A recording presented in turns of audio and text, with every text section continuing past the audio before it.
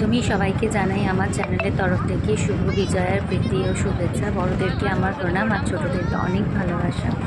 যারা এই চ্যানেলের সাথে যুক্ত আছো তারা জানোই আমি ডেইলি ব্লগ বা আমার সমস্ত ডান্সিংয়ের সব ব্লগ নাহলে ডেইলি লাইফস্টাইল ভিডিও আমি শেয়ার করে থাকি। তো এবারে সত্যি কথা বলতে পুজোটা সেরকমভাবে কাটাতেই পারিনি। তার পেছনে কিছু কারণ আছে। তার কারণ পঞ্চমী দিন থেকে খুবই প্রচণ্ডভাবে অসুস্থ হয়ে পড়ি। মানে একটা ডাইজেশন প্রবলেম আমার স্টার্ট হয়, সেটা স্কুলে থাকাকালীনই আমার হচ্ছিলো। তো পঞ্চমী দিন যখন বাড়ি আসি তারপর থেকে একটা প্রবলেম স্টার্ট হয়। তার সাথে অন্য আরেকটা শারীরিক সমস্যাও এখনও পর্যন্ত ফেস করছি। পুজোটা যার জন্য পুজো, সেভাবে নতুন ড্রেসগুলো মানে কোনো কিছু পরা হয়নি। ইচ্ছে শরীরে ভালো না থাকলে যা হয়। আরেকদিন বেরিয়েছিলাম যখন একটু শরীরটা ভালো লাগতো, সেদিন কুমারটুলি নর্থ কলকাতার ঠাকুরগুলো দেখার জন্য। সেদিনকেও এত বৃষ্টি, রাত্রেবেলা 3টে পর্যন্ত বৃষ্টি হলো। লাস্টে ফেড আপ হয়ে বাড়ি চলে এলাম। তো এইভাবে এবছর পুজো এত খারাপ পুজো কেটেছে।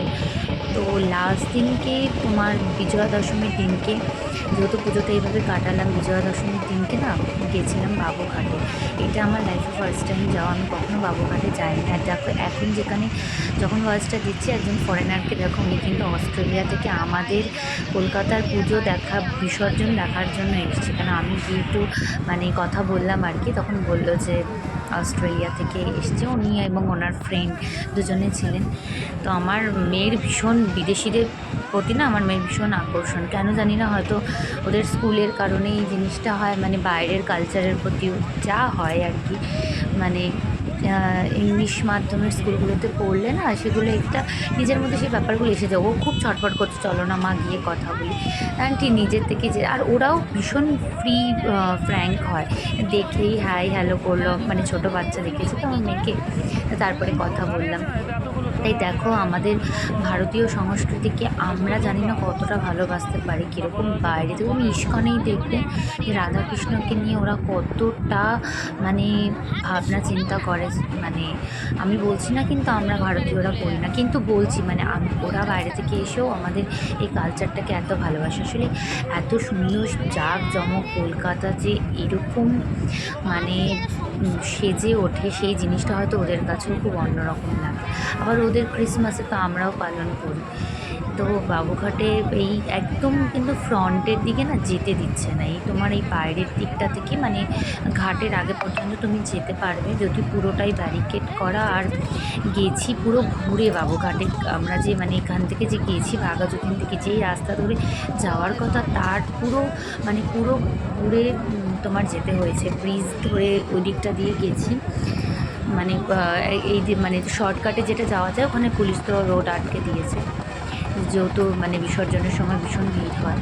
তো মা দুর্গার মুখগুলো দেখেই মনে হচ্ছে যে বিসর্জনের সময় উনিও যেতে চাইছেন না কৈলাসে।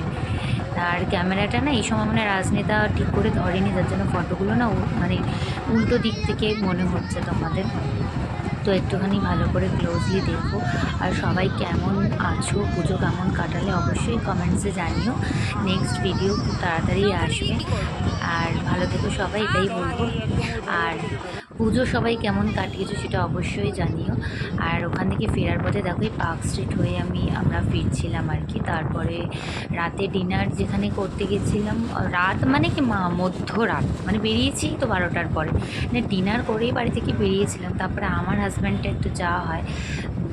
সেদিনও যা বৃষ্টি ভিজেছি, রাত্রেবেলাও তখন খেলাম 2:30-3টে বাজে। আমি এটা পুজোর সময় বলেই বলছি, অন্য সময় এটা কখনোই হেলদি অপশান না।